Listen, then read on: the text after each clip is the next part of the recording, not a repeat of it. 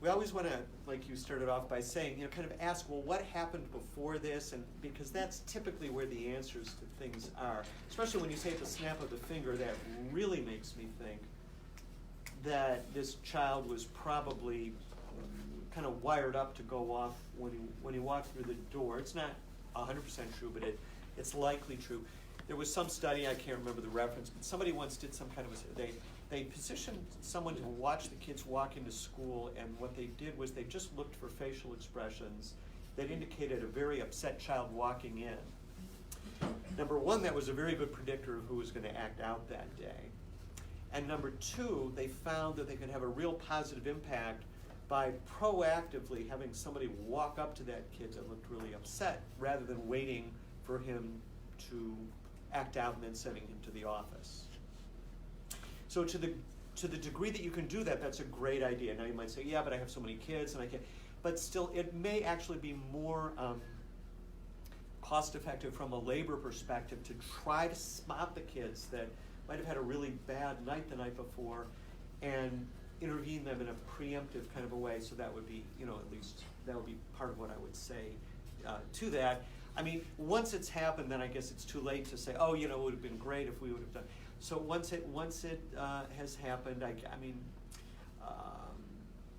pull them out, try to assess whether it's driven by trying to achieve a reward, in which case I would do a negative consequence. If the kid seems very upset about something that had happened, I would try to do more kind of a soothing and comforting approach. Yeah, definitely couldn't agree more. I'm not a believer of snap of the finger at all. I think everything comes from somewhere. Behavior is information, and even you can tell from a baby when people say, like, oh no, she's crying for no reason. Like, they're not crying for no reason. I mean, anyone who's ever held a 3-month-old knows that they're not crying for no reason. Something is going on. You might not be able to see it, you might not be able to guess it well enough, but something's going on. So I would just use that as your guide for whatever is going on. So, and as Dr. Shapiro was saying, if the kid is walking in and you know that this kid is likely to be one of your kids who things happen at the snap of a finger, quote unquote, I would say, even if you have 30 kids in your class, I would say, look at that kid when he comes in, make him your priority, because if he's going to ruin your whole class, he might be a good use of your 3 seconds before he walks in the door. That's just my... Okay, so an ABA term... Are these smaller, by the way, are these smaller classes? Some of them are working in the classroom, yeah. in what I would call push-in experiences, right. And some are working in the pull-out experience. So in a push-in, how many kids would be in a class? 20, 25, 15, okay. Anywhere from 15 to 25. Okay. Okay. Yeah, so I would say, I would definitely say, if the answer is, oh, we have 25 kids, I can't focus on everyone, focus on those 3 kids that you know are bound to have those kind of issues come up. Okay, a great ABA term that they use is the ABC data, right? Antecedent, right? Behavior, consequence. Best time to intervene is always on the antecedent, okay? One other suggestion that I also tell a lot of therapists is, when the kid is in the throes of anger, when that amygdala is lit up, it's best not to talk or yell so much, because the calming down experience will happen, but if you combat it, and I get it, believe me, I get how frustrating it can be sometimes, but if you don't combat it immediately and you give them time, more likely than not, some of this will calm down. If you go after them, like, yeah, I've seen you do this 100 times, I can't take it anymore, we all have done that. It just exacerbates and throws like a fire into the mix. Can I add one piece to that? Sure. I would say also, since these are kids, I'm going to go on the assumption that this is a kid that you've seen this happen time and time again. When they're out of it, as I don't know what to call you, Mrs. Dr. Nicki. Nikki, as Nikki was saying before, I think that when this is something that you're kind of used to and they're in the throes of it and you're not talking to them, once they've calmed down, that's the time to really intervene and say, right. So this has happened a few times already. What do you think I could do to help you the next time it happens? Not if it happens, when it happens, because you want to invite them into that process and say, this is something that we're all experiencing, not just me as the teacher, not just you as the student, but the whole class has to come on this journey with you. So what can we do? Do you want me to get you a cup of water? Do you want me to whatever? whatever, and troubleshoot with them so that they're not the fault of it, they're really like taking ownership of it, and then you're joining together with them and showing them that you're supporting them, you're not scared of them, you're really embracing it and helping them. Okay, that's great. Yeah. And another ABA technique that they add to that. I don't really know ABA techniques, so but yeah. that's good. Another ABA technique is there a sign that I could give you? I see you're about to go off. I want you to take a break, or I want you to do something that's not the anger, that's not that behavior. Can I just do some sign that the rest of the class doesn't necessarily understand that can kind of hold that, or give you a break, or do something so that you know that I see this is about to occur, but I don't want this to occur. And that's also very effective, especially when the teenager chooses the sign. They can't get upset because they chose the sign to give you. Good. Yeah, sir. Yeah, question. I'm in a self-contained class, 4th through 6th grade, 6 boys. And we have, I'll take one boy for an example, who the second, 3-4 days a week comes in, you can tell right away, question writers, hey, what happened this morning, what happened last night, you can tell, you read it on his face. He does carry it with him though, even if you try to speak to him about it, he carries it with him throughout the day. He has the ability to go from 0 to 60 with certain things that'll happen, and all of a sudden with the, I'm talking like throwing desks level of, that's one of the coffee. It's not a real issue, you don't have this. So absolutely, in terms of being able to calm him down as much as possible when we see him coming in, for sure. And once they calm down to a certain extent, the type of talk you're talking about afterwards, the question is, when they're in, I have a fellow teacher over here, she can vouch for it, can go literally from 0 to 60 in 5 seconds, or sometimes you're even wondering what in the world even happened. It's a level of literally throwing desks across the room and chairs. What can be done is very, very hard. We struggle with, bringing him up. He's on a 10, a level 1 to 10 on the anger. He's at the 10. To bring him down to the 7, to just be able to even have any conversation at all, tricks, ideas, something to be dealing with that, to just be able to even get anywhere with it. Okay, I'm going to even take your question a step further, make it a little bit even more controversial. So those kids that go from 0 to 10 and get into what I call behaviors that are dangerous, okay, we call them an ABA SIB, either they're self-injurious behaviors or they're behaviors that are injuring others. What are your thoughts in terms of being able to necessarily regulate that without medication? They're all on medication. It's good. Not by me. So address both sides. Yeah. Address both sides. I'm sorry.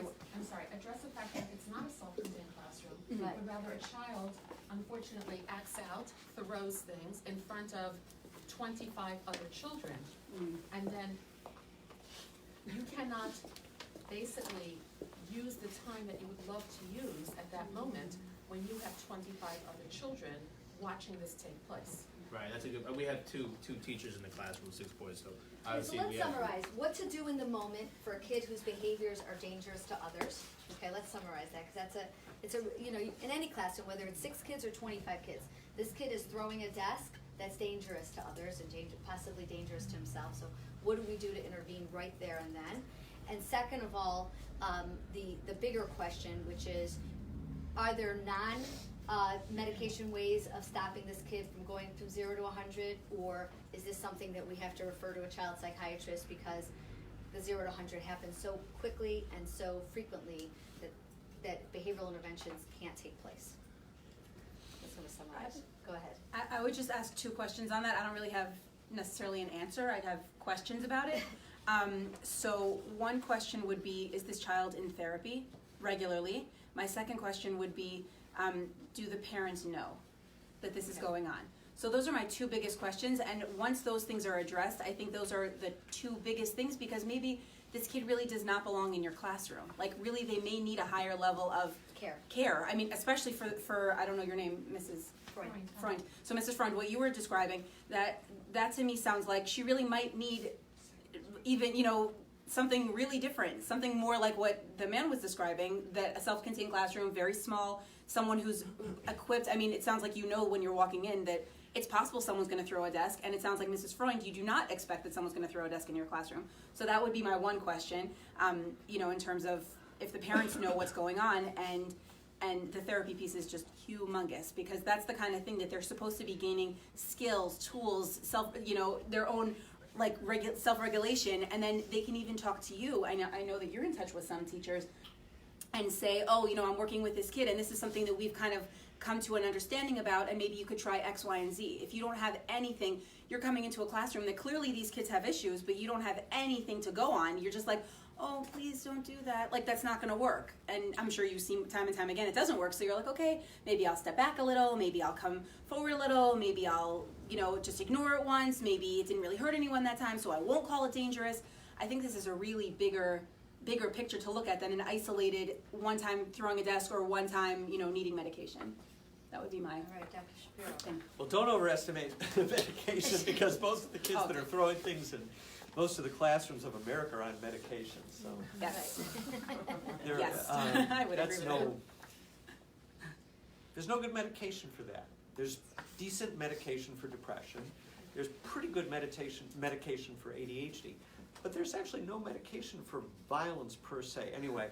But I mean, part of it, you can't only think about the kid. I mean, if somebody's doing something dangerous, you have to think about the group. So my non-psychological answer would probably be that, you know, you probably have to call security and maybe restrain him. I don't know. I mean, if he stops, then you don't have to do that. But if he's in the process of doing it, then your first duty is probably the safety of everybody, and that's not a psychological answer.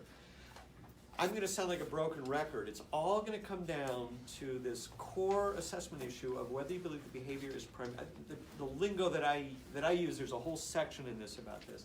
Is it primarily an issue of motivation, or is it primarily an issue of capability? Those are two words that I think will embrace the two types of reasons for why people do these out of control behaviors. Motivation means there's something that he wants and he's getting it. He likes the attention that he gets from peers. Peer culture is really important.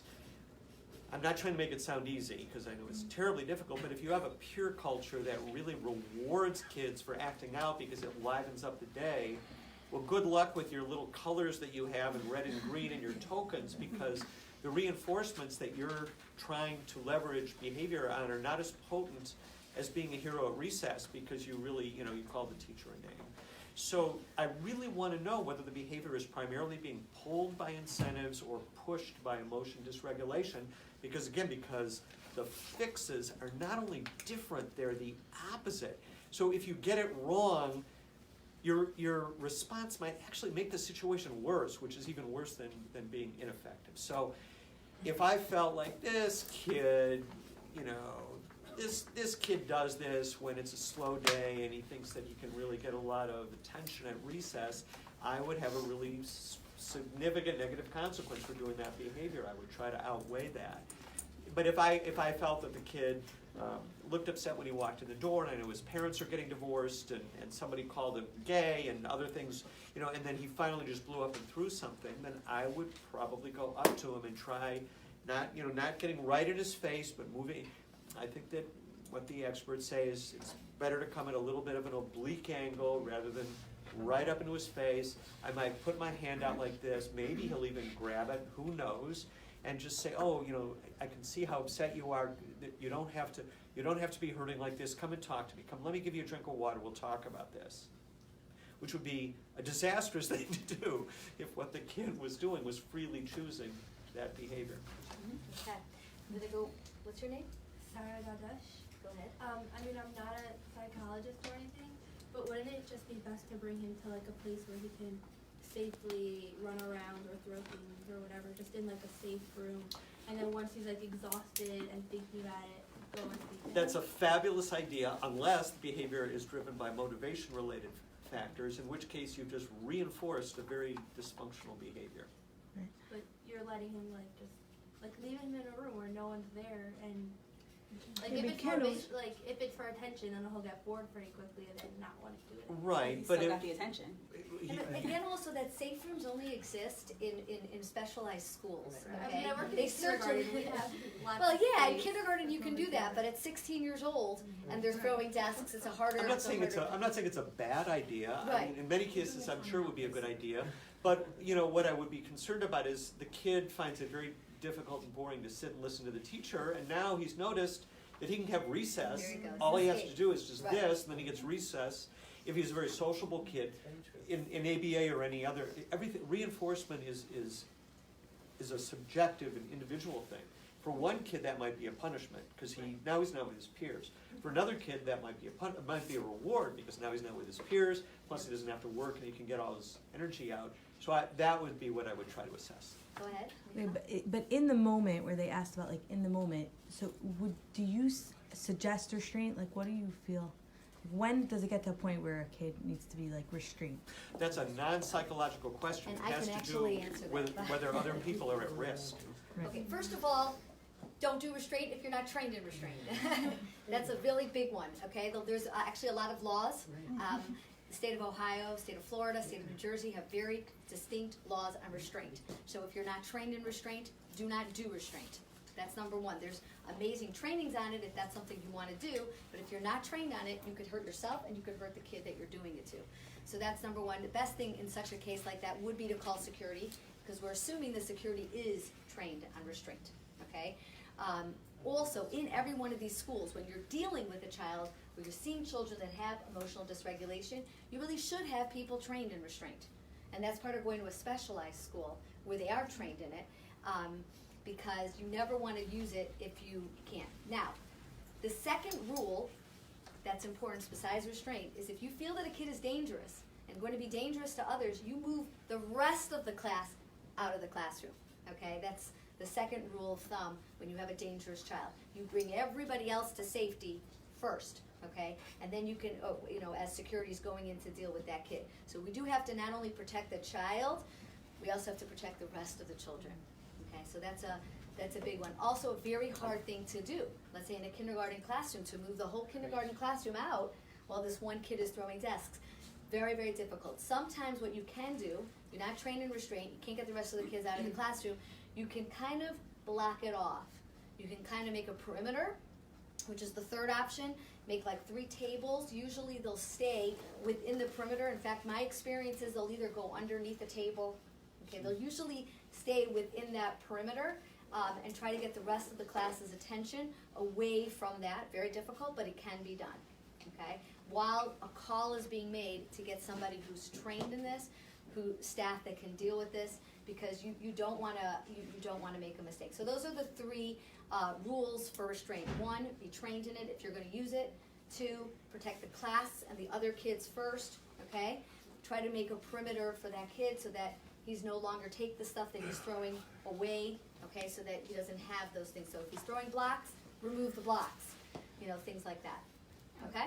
I would just add one thing is that does everyone here know how to get that help if they need it? Like how to call for security? Does everyone know how to do that? Usually you should have a phone in your room. Do you? No. So since I know they don't, Okay. that's why I'm asking. Do you know how to access that help in a time of need? Practically speaking, show of hands. Does everyone know how to do that? Okay. So there are a lot of people who don't know how to access that help. So Okay. who would they ask how to access? Well, in Because most schools you should have Everybody phones. has that help. What? Sorry? Not everybody has that help. Okay, so not everybody has that Okay. help. So I'm just thinking practically speaking, because I've been to the environments they're working in, and Okay. I know that they don't have, like you're describing, something that doesn't really exist in a lot of these, either the environments or the schools. So they're freaking out. A kid is on the floor. You've never seen this before. I would say number 1, before anything else, you yourself remain as calm as you can. Because if you're freaking out and you're saying, "Oh my goodness, okay, everyone move over. Okay, Yitzi's having a panic attack. We have to go." Okay, they're following your lead. So they're following the kid who's having the attacks lead, and they're following your lead. And now everyone's all up in arms. So instead, you're trying to maintain a level of decorum that's coming from you, because they're following him. So you're trying to say, okay, we're gonna do something different. We're just gonna move over here. Let's do something else. Let's not watch him. I would put that as like number one, especially since as of right this second, most of you don't even know what to do, how to access that help. So you're like, okay, I could bring my class outside, but I don't know where to do that. So practically speaking, what would you recommend for that? If they don't know how to access the help, who are they asking for that? Who's the person in their school to ask Okay, so for that? this is actually really important. Right. This is actually a discussion you should be having with your security team, your principal. Does everyone have a security team? And should have a behavioral. Okay, not everybody has a security team. Okay, so but then your principal, you should be having like a Do you have a behavioral principal? plan, what to do. They all Awesome. have principals. I just wanted a yes. Nikki, I just wanted a No, yes. this is good. I just wanted one yes. This is good. This is actually good because what you're doing. Here, as a matter of fact. Sorry? This is Some just, principals are here. listen, I know that every one of your schools has hanging on your wall, because I know that this is the law, right? What to do in case of a fire, right? We all have that. Next to what to do in case of a fire should be what to do in case of this type of situation. I can't tell you specifically for your school what to do, but this is the plan that you need to have in your meetings. If this happens, we make a phone call. We have a code. These are the kinds of things that really actually do need to be set up, especially today. We deal with so many kids today that come in with emotional dysregulation. And you're 100% right. If you can do it calmly, and you get that training to do it calmly, you can avoid a lot of headache.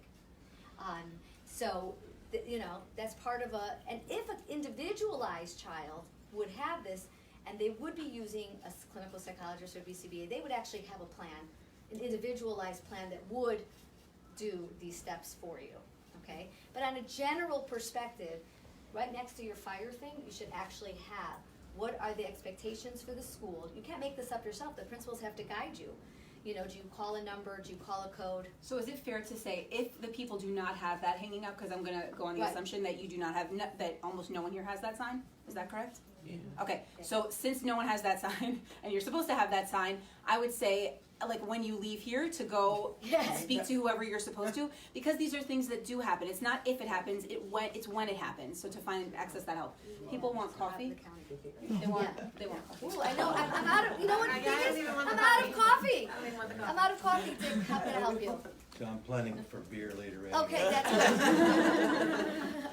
good. When I became principal in a school, we had a public address system that was invented by Edison and installed, I think, by him. And so one of the first things I did was have the public address system replaced. And all public address systems have an ability to put in every classroom something called a panic button. You press the button, it's by the door, you can put it on a desk, but it's normally by the door. When that goes off, it's answered immediately by the office, and my radio, wherever I am in the building, in the district, goes off immediately. And all of a sudden, 3 administrators show up at that classroom and anybody else that's on that team, so that somebody has some help. And you really need to advocate for that so that you are not alone in dealing with kids. Very good. Go ahead. So if you're in a school with a no-touch policy and no safety team available, shouldn't you not have students who act out that way? I'm so glad you brought that up, because I'm going to tell you a story that just happened to me in a private school in Florida. So I went in with a supervising BCBA for a kid who had a lot of these kind of issues. We put a whole behavioral plan in. I'm trained in restraints, and one time had to use it with this kid. But guess what happened? The first time I had to use restraint or ask the kindergarten teacher to take the kids out of the classroom as I was using restraint, guess what happened next? Kid was sent out of the school. And that is a good question as to whether or not can the school handle this child, or does that child, for me, I thought that was the right thing. If you cannot handle a child like this, there are amazing programs that can, and that's part of what we need to be doing, is getting those kids that type of help. That being said, it's a very difficult process. It's a very expensive process. It's a very high denial process with parents who don't necessarily want their kids in those specialized environments. So it's a complicated answer to that question. I think that we should have those behavioral plans just like we have fire safety plans, because the likelihood of us getting a child like that at some point, yes. Sometimes we can deal with it within the classroom, and sometimes with the right professional help, we can deal with it, and sometimes you're right, that kid is not the right environment. Environment's a big piece, and sometimes we definitely have to switch the environment.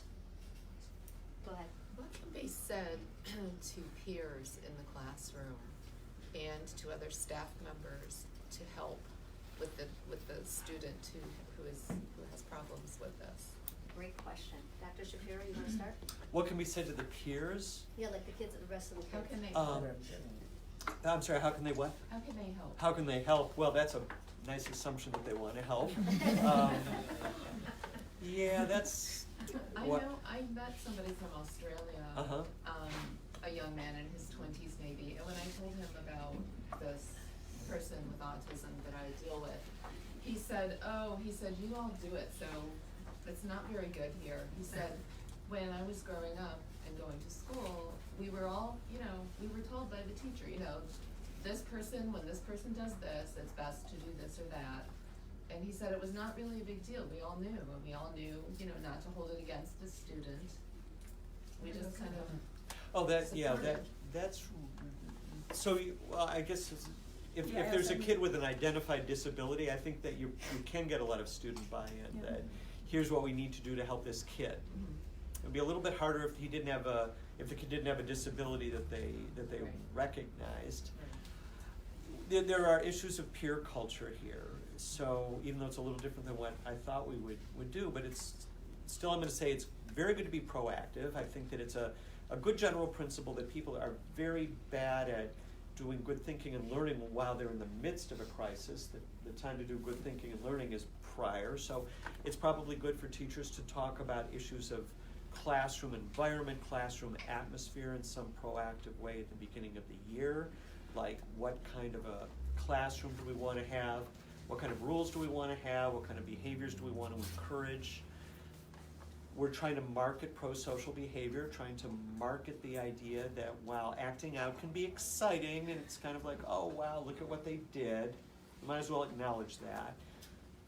Try to promulgate the idea that we're really all going to be better off and happier if people are treating each other well. Maybe have recourse to the golden rule or something like that. And to try to establish that at the beginning, that it's really one of our principles or one of our values in the classroom that we try to help each other do better. We certainly don't try to help each other do worse. And that way, if you provoke him or you cheer him on, what you're doing is you're helping him do worse. And hopefully we had buy-in at some point that we weren't going to do that in the classroom. The peer culture is really powerful. So yeah, I think that's a really good piece to try to use.